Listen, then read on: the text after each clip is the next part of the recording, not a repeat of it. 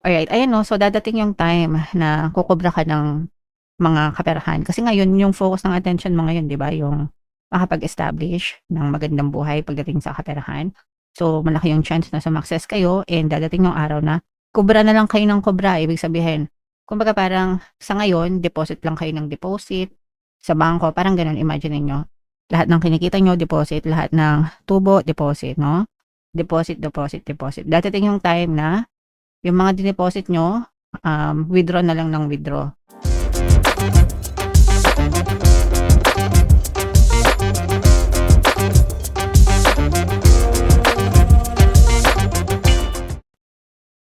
Hello guys, hello Aries, welcome back to Pinoy Pixie Tarot. Ang pamagat ng episode natin for tonight is timeless reading. Story mo ba 'to, mga ka-Pixie? So unahin natin 'tong dalawang deck na 'to. Ito yung para sa life messages and ito naman yung sa love life, guys. So unahin natin yung life messages, mga ka-Pixie.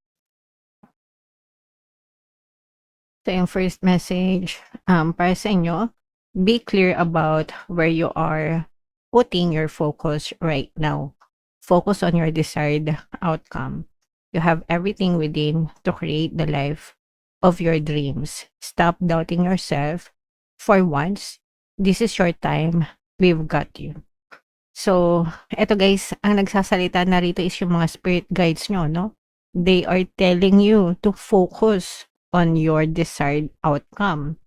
Kailangan aware kayo palagi. Kailangan conscious kayo kung saan nakafocus yung attention nyo kasi kung ano yung fino-focus ng attention nyo, yun din yung ibibigay sa inyo ni universe, guys, no?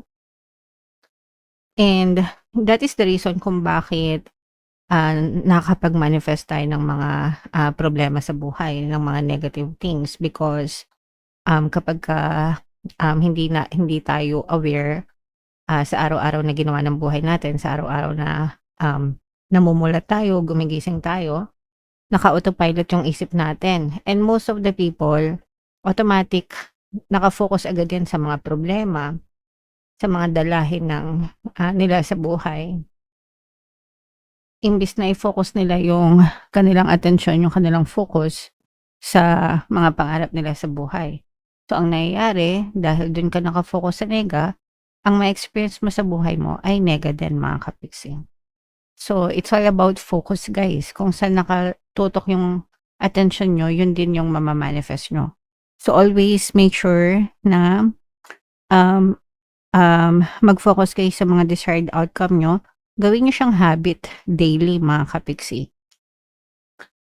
Kasi kapag ka naging habit siya, kapag na-develop siya, sa una mahirap.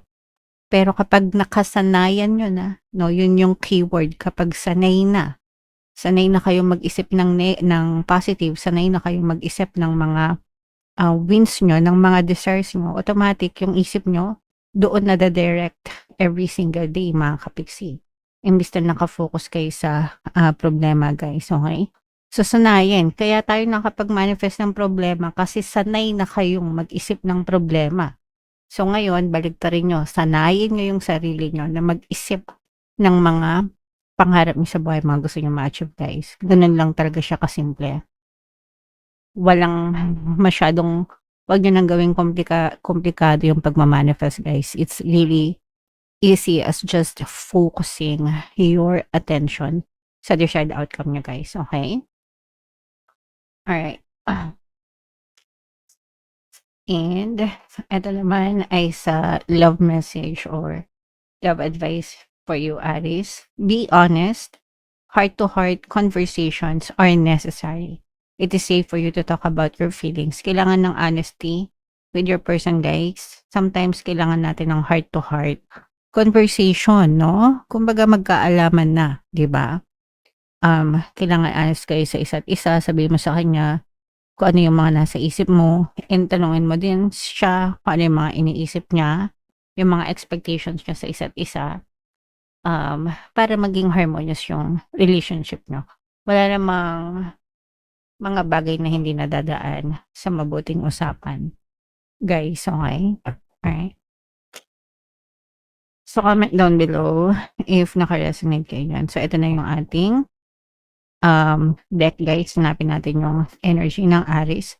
Habang sinashuffle ko to guys, panoorin niyo muna yung video natin regarding sa ating paano mag-manifest ng abundance video course. Kapiksi, sawa ka na ba sa mga struggles at hirap sa buhay mo? Masipag ka ba at masikap sa buhay ngunit hindi ka pa rin umaasenso? Ilang beses ka na bang nag-attempt magnegosyo at mag-invest pero palagi ka pa rin nalulugi? Sa pagkakataon na ito ay maaaring may subconscious beliefs ka na nagiging balakid sa iyong pag-unlad at pagyaman. Introducing, paano mag-manifest ng abundance video course. Dito ay matututunan mong ma-overcome ang mga balakid mo para tuluyan ka ng umunlad, umasenso, sumagana, maging matagumpay, successful at maswerte sa iyong kabuhayan, pera, trabaho, negosyo sa lapi at kaperahan ng bonggang-bongga. Dali, mag-send na ng email sa pinoypixie@gmail.com at simulan na ang iyong pagyaman ngayon.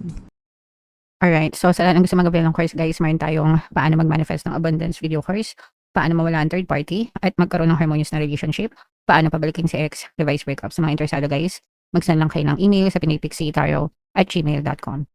And sa mga naghahanap ng pampaswerte guys, mayroon tayong money shaker jar 10 guys, no? Super liit na bote, super effective, super powerful, mga kapixie tsaka ito. So sa mga interesado, ang dami na sumakses dyan guys, kaya kung gusto nyo sumakses, ito yung ating WhatsApp number, at nyo lang ako dyan mga kapixie. So, Aries kayo ay na-represent ng Mother of Wands. So, ito guys, ang focus ng energy nyo is ang kaperahan. Ito, ibig sabihin nito, ni-utilize nyo yung mga resources sa paligid nyo, no? Kung ano yung meron sa paligid nyo, ginagamit nyo na sa pakipakinabang na paraan. Hindi kayo nagsasayang ng mga resources. At saka,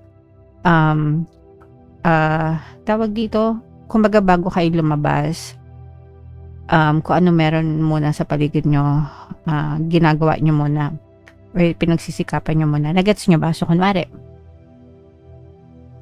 sa mga gusto mag-abroad, bago kayo mag-abroad, chine-check nyo muna kung ano ba yung posibleng mga trabaho na pwede nyong pasungan sa Pilipinas. Kung wala talaga, kung tinry nyo na lahat ng pwede nyo gawin sa Pilipinas at hindi pa rin kayo umaasenso, tsaka kayo maghahanap sa ibang bansa. Yung mga ganun. So, nai-utilize nyo yung mga nasa paligid nyo, mga kapixie. And soon enough, guys, makakita rin kayo ng mga magagandang resulta tungkol sa mga finances. Ito magkakaroon din ng magandang bunga itong mga pagsisikap nyo, mga kapixie. Siyempre, sa simula, wala naman agad yung resulta, guys. Pero kapag nag-persist kayo and day by day, you show up for yourself, yung resulta, susunod yan sa inyo, Aries. Okay? And this is a brand new beginning, guys. For some of you, talagang pwedeng nagtatayo kayo ng negosyo. Nagkakaroon kayo ng mga magagandang idea, mga magagandang plano, no? And nandun na kayo sa parang iniisip nyo kung itutuloy nyo ba or hindi. Pero nag-aano na siya, nag-i-spark na. Kumbaga nag-i-spark na sa puso nyo, nag-i-spark na sa isip nyo itong mga bagay na gusto nyong gawin para sa kaperahan nyo, Aries. Pero may mga toxic, no? Hindi naman may iwasan ito minsan. May mga toxic, so pwedeng may mga kumukontra sa mga gusto mo, o kaya naman nagsisimula ka na sa gusto mo, pero may mga balakid, kumbaga. Ito nga yung mga kontrabida sa buhay yan, guys.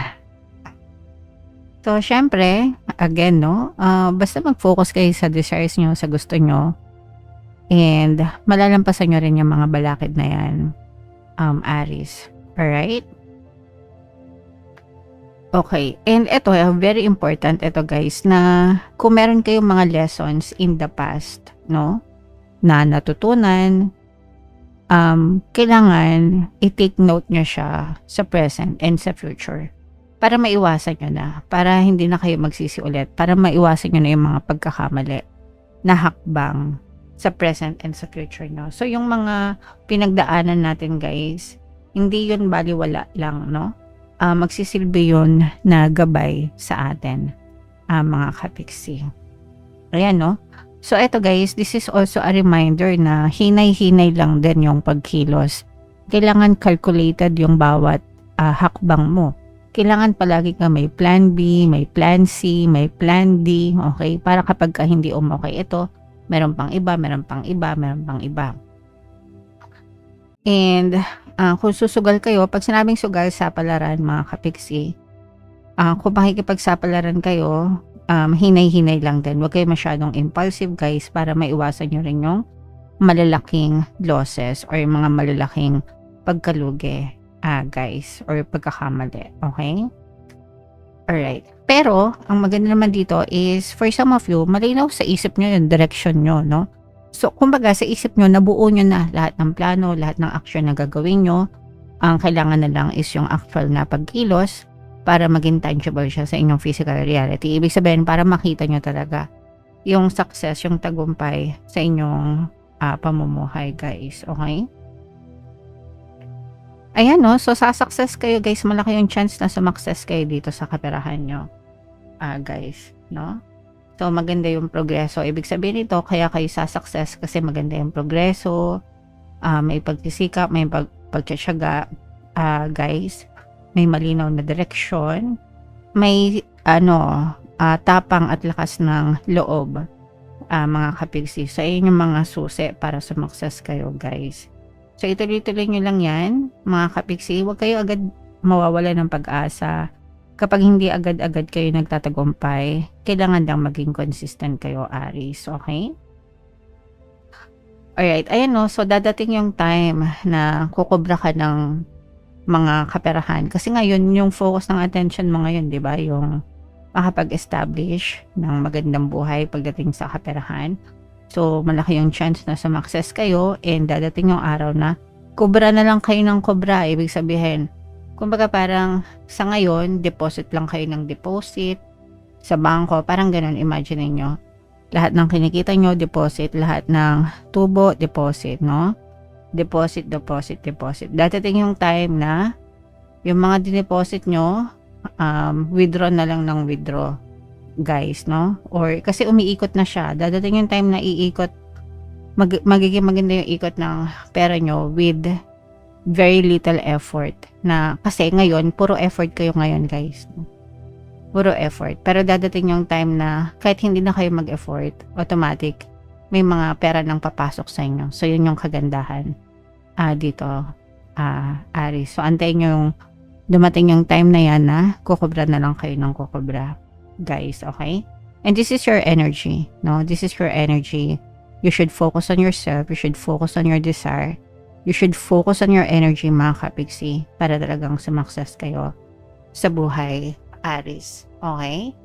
Alright. So, napakaganda. Ito, guys, i-mind mo nyo na itong mga pagkobra, itong mga rewards na to, itong mga success, tagumpay na to, kasi ito yung mga magagandang energy na lumabas sa reading nyo, Aries. Okay? Alright. So, comment down below if naka-resonate kayo dyan, guys, lahat ng mga magaganda. I-claim nyo na sa comment section. For more tarot readings, ito yung playlist nyo, guys. Ito naman yung ating success stories ng paano mag-manifest ng abundance video course. Panoorin itong video natin, guys, about money shaker jars. Thank you for liking, sharing, and subscribing. See you next time, guys. I love you all. Have a nice day. Bye-bye.